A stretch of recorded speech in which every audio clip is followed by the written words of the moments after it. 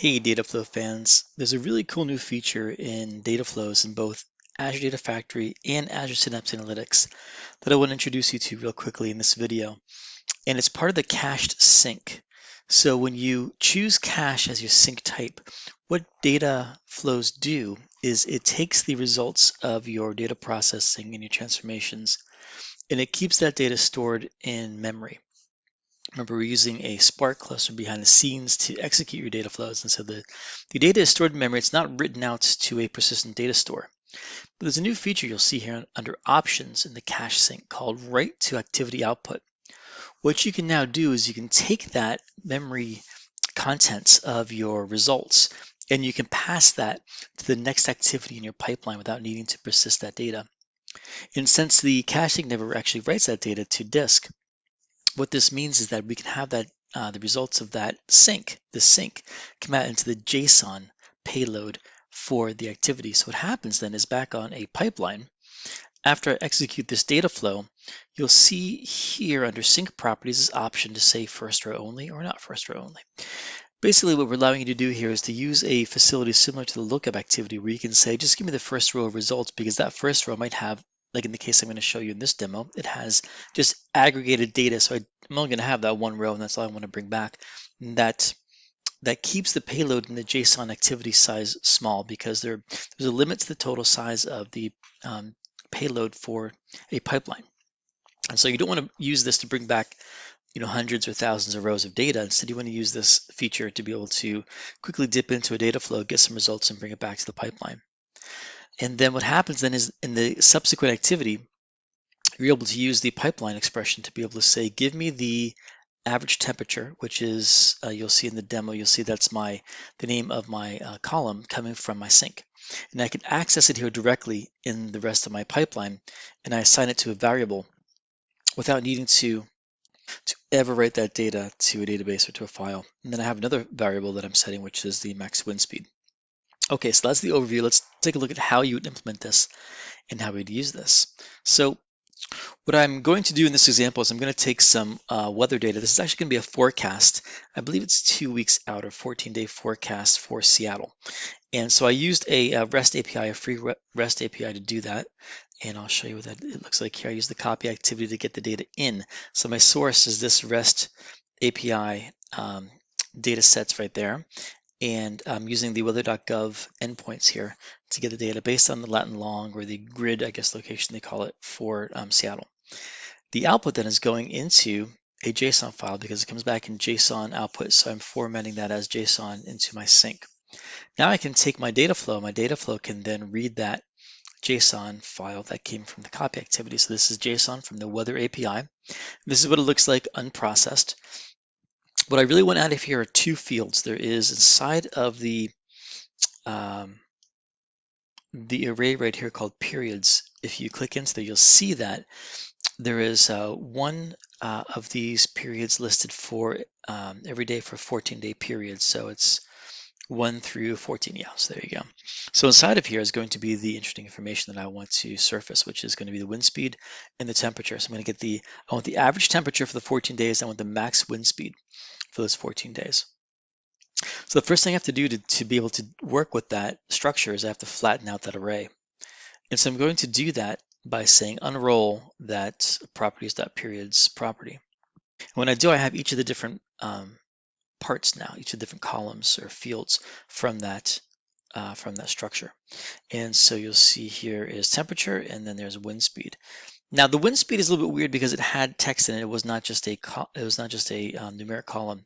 So I'm going to unparse that. I'm going to pull that apart. So the wind speed is a little bit tricky because it's not just a numeric column. It actually comes in as text with MPH for miles per hour in there and has a range in it. I just want the last number in there.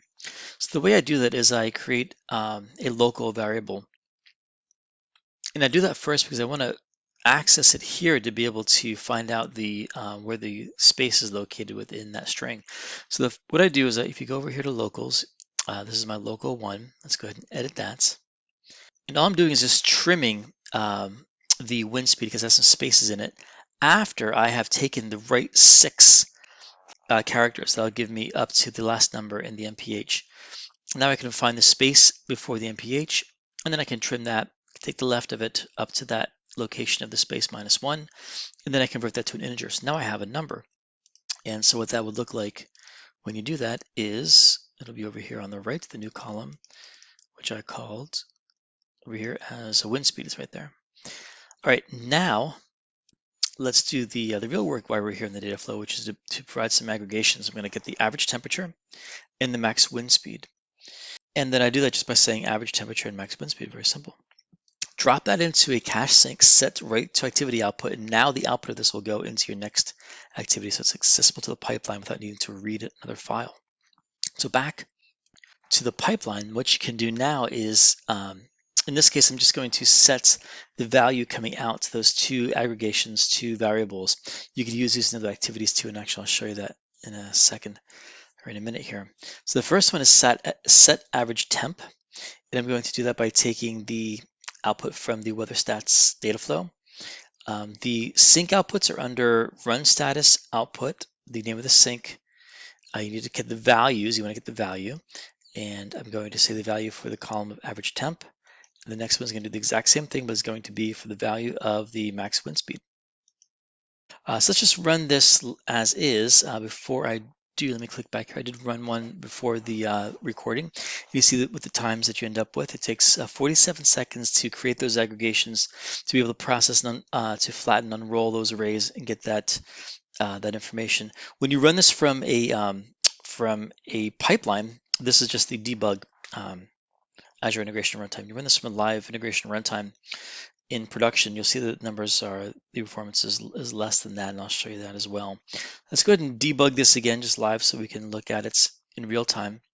And then while that's cooking, I'm gonna go over here to my monitor view, and I will show you that when you run this from a Azure integration runtime with the cluster reuse sets, I have a very small TTL set on here. The time to execute this end to end is 37 seconds. And the time it takes to provide those aggregations and the flattening is 27 seconds. Okay, so that's using the cluster reuse option with TTL on the integration runtime. So if we go back to the debug view, you'll see that right now it is processing the data inside of the data flow. So we'll let that churn. While it's doing that, there's one more thing I'm going to show you, and that is this is the set variable example. You could then use this to use other aspects of the pipeline. You could use it in if then else or in a copy activity. Another interesting use case that this opens up for you now is to add another data flow on there. So I have an average value that I came back with on this data flow here, but what if I wanted the moving average on it? And I already have maybe the logic for that moving average built. I can inject then parameters from this data flow into the next data flow, again, without ever writing any data to any data store. So what would happen is on the parameters side, you would just be able to go into the pipeline expression, and then you can take that weather stats data flow, and you can do the exact same thing here. You could take the run status, the outputs, the sync, which is sync 1. You want to get the values using an array, so just say sub-0. And then let's say in this case we wanted the average temp. So now that dynamic value we get passed into another data flow that can be used inside of that data flow. Let me just make sure I had the correct syntax for that. So it is, I'm not sure what data type I set, but you can convert it to a string here like I did on this one if you needed to. But looks like on the status of our pipeline, you see that completed in the debug design view here, and that's how you would use in your data flows cache sync, and then you can pass data in your pipeline without ever writing it to a file to your database. All right, thanks a lot for watching.